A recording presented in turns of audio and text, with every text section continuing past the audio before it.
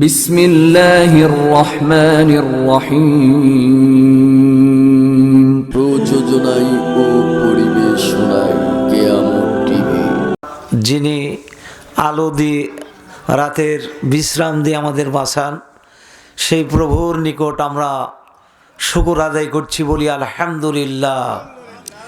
দরুদ ও সালাম বর্ষিত হোক মানবতার মুক্তির দিশারি, সর্বকালের সর্বযুগের সর্বশ্রেষ্ঠ মহামানব সৈয়দুল মুরসালিন মুহাম্মদুর রাসূলুল্লাহ সাল্লাল্লাহু আলাইহি সাল্লাম। আমার পূর্বে মাওলানা রফিকুল ইসলাম আজাদি কোরআনের পক্ষে থাকতে হবে, না থাকলে ঈমান নষ্ট হয়ে যাবে, এর উপর আলোচনা করলেন গুরুত্বপূর্ণভাবে। মোবারকবাদ জানাচ্ছি। তারপরে হাফেজ মাওলানা মোহাম্মদ তৈয়ব আলী খতিব মদিল বাজার, উনিও আলোচনা করেছেন ভালো গুরুত্বপূর্ণভাবে। এবং আমার পরে যিনি আলোচনা করবেন মাওলানা আব্দুর রহমান আল জামি পোরশাহ। আমি আপনাদের মাঝে যে কথাটি বলবো সেটা হলো, বিশ্বনবীর আদর্শ ছাড়া পৃথিবীতে কোনো মানুষের চরিত্র ভালো হবে না। বিশ্বনবীর আদর্শ ছাড়া কোনো মানুষের চরিত্রের উন্নয়ন হবে না। আর যে চরিত্রের মাধ্যমে আল্লাহকে খুশি করা যাবে, ওই চরিত্রটাই তৈরি করতে হবে রসুলের আদর্শ মেনে নিয়ে। সারা বিশ্বে আল্লাহ রসুলের বিরুদ্ধে এখন বর্তমান আন্দোলন হচ্ছে, অতীতেও হয়েছে। কুত্তার বাচ্চা মোহাম্মদ বলা হয়েছে আল্লাহ নবীকে, জোরে বলেন নাউজুবিল্লাহ। রাজশাহী বিশ্ববিদ্যালয়ে 2003 সালে উদিসি নাটকের নাম উদিসি। এই নাটক করতে গিয়ে মুসলমানের বাচ্চারা সেখানে আল্লাহ নবীকে বলছে কুত্তার বাচ্চা মোহাম্মদ, জোরে বলেন নাউজুবিল্লাহ।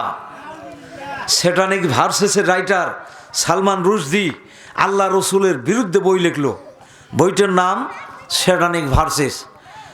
এবং লজ্জা নামে একটি বই লিখল তসলিমা নাসরিন। কোরআনের ভিতরে ভুল আছে, আল্লাহ রসুলের বিবিদের মধ্যে অনেক অনেক গোলমাল আছে, রসুলের মধ্যে ইসলামের সম্পর্ক নাই, কোরআন নাজিল হয়নি আল্লাহ নবীর উপরে, এভাবে কটাক্ষ করে বহু বই লিখলো, জোরে বলেন নাউজুবিল্লাহ। যারা আল্লাহ নবীর বিরুদ্ধে কথা বলে তারা হচ্ছে কাফের। আমার জোরে বলেন তারা কি? যারা আল্লাহ নবীর বিরুদ্ধে কথা বলে ওরা কাফের। কোরআনের ভাষায় কাফের কারা? আল্লাহ রাব্বুল আলামিন বলেন, ওয়া মান লাম ইয়াহকুম বিমা আনজালাল্লাহু ফাউলাইকা হুমুল কাফিরুন। আল্লাহ রাব্বুল আলামিন বলেন, কোরআনে কারীম দিয়ে যারা বিচার করে না ওরা হলো কাফের। আল্লাহ রাব্বুল আলামিন আরো বলেন, ওয়া মান লাম ইয়াহকুম বিমা আনজালাল্লাহু ফাউলাইকা হুমুজ জালিমুন। কোরআনে কারীম দিয়ে যারা বিচার করে না তারা হলো জালেম। জালেম মানে অত্যাচারী। আল্লাহ রাব্বুল আলামিন আরো বলেন, ওয়া মান লাম ইয়াহকুম বিমা আনজালাল্লাহু ফাউলাইকা হুমুল ফাসিকুন। কোরআনে কারীম দিয়ে যারা বিচার করে না ওরা হলো ফাসেক, কাফের, ফাসেক, জালেম। এই তিনটি সম্প্রদায়ের কথা আল্লাহ জানিয়ে দিলেন।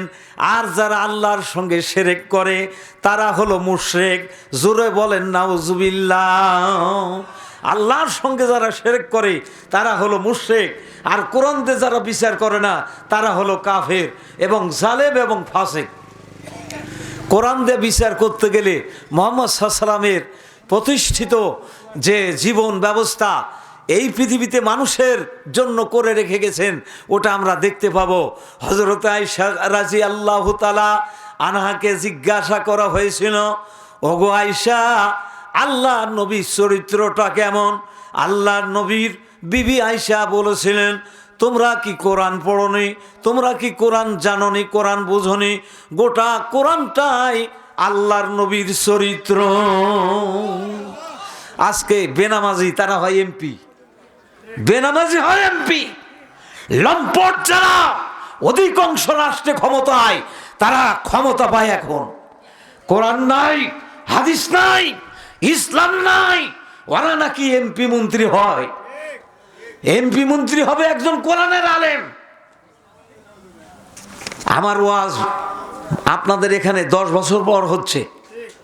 যে গতি ছিল আল্লাহ এখনো চালাচ্ছে ওই গতিতে। প্রায় বয়স বেড়েছে, কিন্তু এলেম শিখার জন্য প্রচেষ্টা চলছে। এলেম না জানলে, এলেম না থাকলে রুহের খাবার হবে না।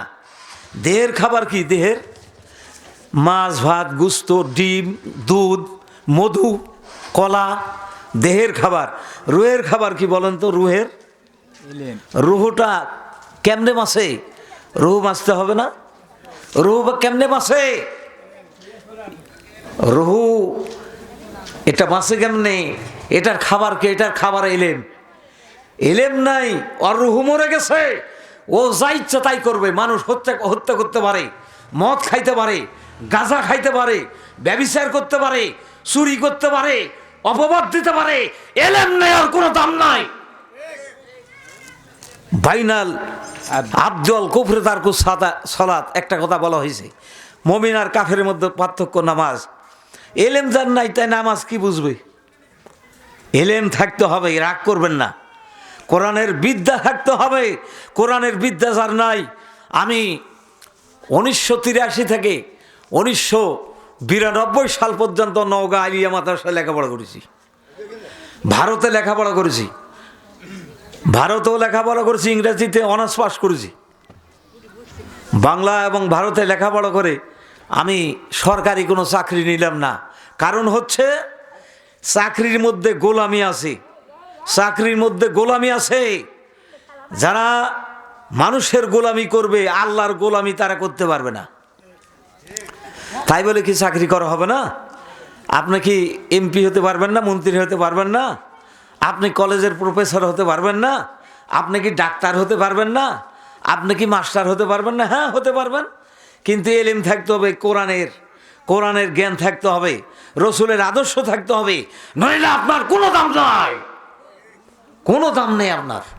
বসে আল্লাহর কাছে ইন্না আকরামাকুম ইনদাল্লাহি আতকাকুম।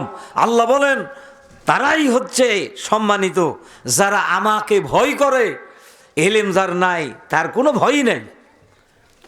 দ্বীনি বিদ্যা যার নাই, কোরআনের বিদ্যা যার নাই, তার কোনো ভয় নাই। ভয় আছে কার? দুনিয়ার মানুষে কখন কামানের গুলি করে, মানে কখন গুলি করে, কখন বম মারে, কখন রাস্তা ছান্দে, কখন দুনিয়াতে টাকা বাড়িতে আসে চুরি করে, এইসব ভয় বিরাজ করে। যাদের অন্তরে আল্লাহর ভয় আছে তাদের এলেম আছে। যাদের এলেম আছে ওরা পৃথিবীর কোনো শক্তিকে ভয় করে না, একমাত্র আল্লাহকে ভয় করে। ওরা আদর্শ নেতা হিসাবে আল্লাহ রসুলকে মেনে নেয়, আর এই জমিনে একমাত্র আল্লাহ হুকুমদাতা এটা মেনে নাই। লা ইলাহা ইল্লাল্লাহু মুহাম্মাদুর রাসূলুল্লাহ, আল্লাহ ছাড়া আর কোন ইলাহা নাই।